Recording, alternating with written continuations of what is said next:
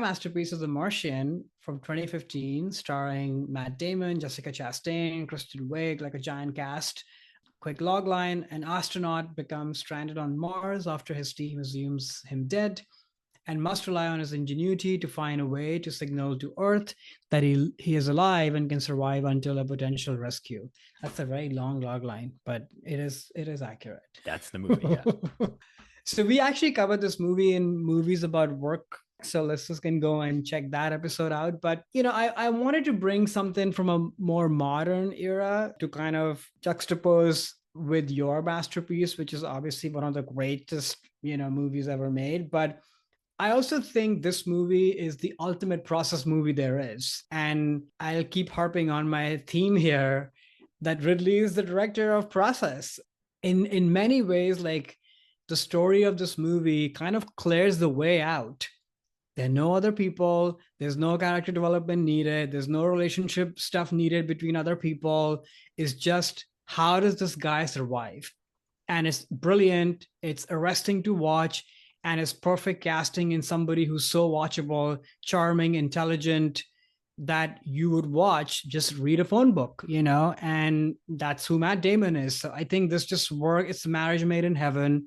And that's why this movie works so well. Of course, it has the great production value, the epicness in space this time of all of this coming together, but in a very fun kind of way. Like, this is a great pairing with something like an Alien movie, which, spoiler alert, that you're going to talk about, which is very dark and dire. Mm-hmm. There are dire things happening here too, but the tone is very fun. And they're clever things, right? From the kind of music he listens to, because that's all he's left with on the spaceship. Like all of these things, the potato farm, him using his own poo to, bring that to life. And there's a lot of like tongue-in-cheek fun in the character, but also in the process, which is what makes this movie just so delightful. And it's super rewatchable. So yeah, that's why this is my masterpiece, because I wanted to have like the process movies of process movies there is for him. And this is what this is to me. I'd seen this movie when it came out. We did talk Yeah. about it on that other work episode. I think this movie's great, like so fun, like you said, and Yeah. entertaining. I think it might actually be his most like balls to the wall, entertaining, quote unquote, fun Yeah. movie that he's ever made, Ridley Scott. I mean, it's usually his movies are a lot darker in theme in some way or serious. I mean, yes, this movie is serious in the sense of Matty Damon is stranded on Mars and like, is he going to get home? And there's real stakes the whole Right. time.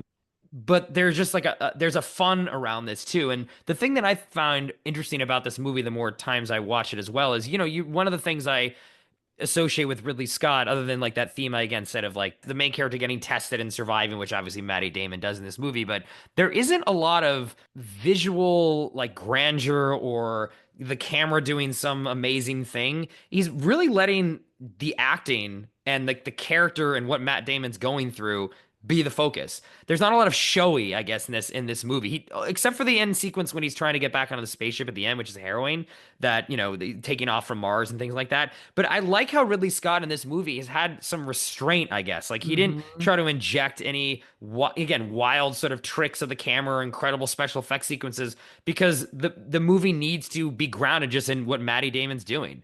And he has the star power. Damon does to be able to do that. And I love how Ridley kind of step back a little bit away. So he's like, you know what? I'm just gonna let the story and the character shine through, and it does. Like he's not trying to get in the way of that. And every time I watch this movie, I'm just respecting more of his a little bit of restraint, I guess, in the approach of this. Is it feels almost like a paint by numbers approach, but that's on purpose because you just want to follow the challenges that Damon's character is going through because that's what this movie is. Like, each time there's a challenge, okay, he's science, so he has to use his rational mind, put his emotions aside, solve it, and move on to the next one. It's almost like the movie that is the biggest ode to like the rational mind because it's like Yeah. get rid of all emotions. I need to focus on how do I solve this problem, or else I'm not going to Exactly. And a that's lot. why it's successful. It's Exactly. Ridley, actually. In a And way, even yes. that, yeah. And at the that restraint also, I think, is just a function of the process and what he's going Mhm. through. There's no other way to shoot this, I think.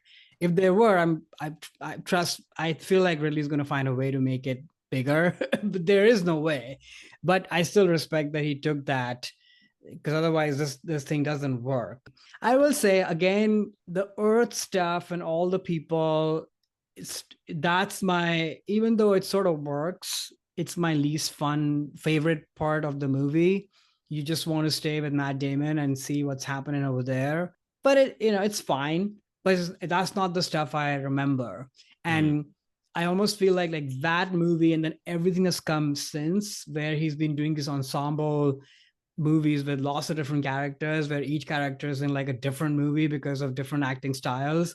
I feel like that is sort of starting here. It's Mm. not to that level. Like they're mostly in the same movie, I would say, for the most part, other than Kristen Wiig, who I just have a hard time seeing her in anything but SNL as much Oh. as I love her.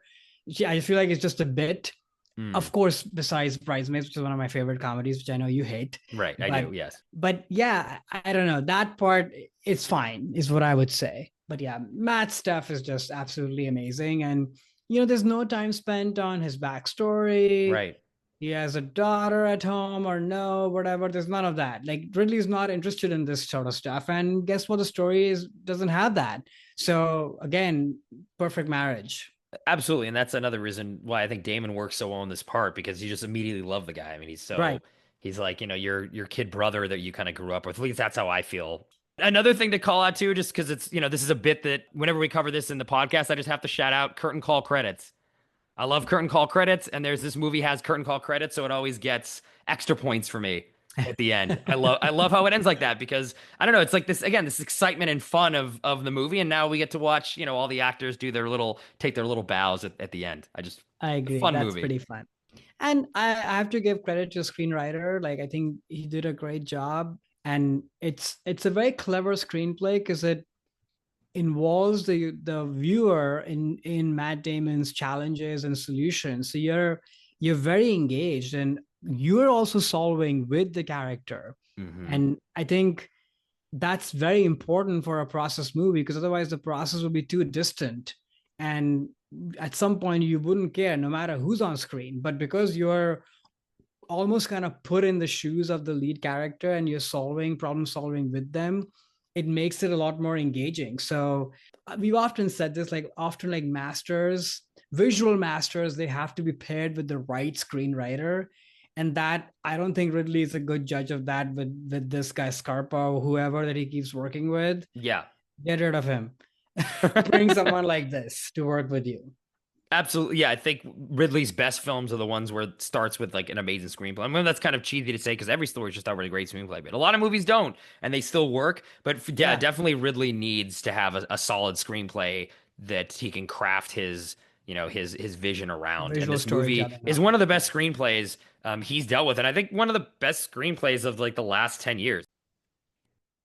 Hi there, it's Alex. If you like the review and discussion Karan and I just had, make sure you subscribe to our channel, Movies That Shaped Us, to get full episodes. Every other Wednesday, Karan and I review a new release and then discuss 6 other movies made by that film's actor or director and how they shaped us. Subscribe right now or follow our podcast on Spotify or Apple Podcasts via the link in the description below. Hope you join us for the journey.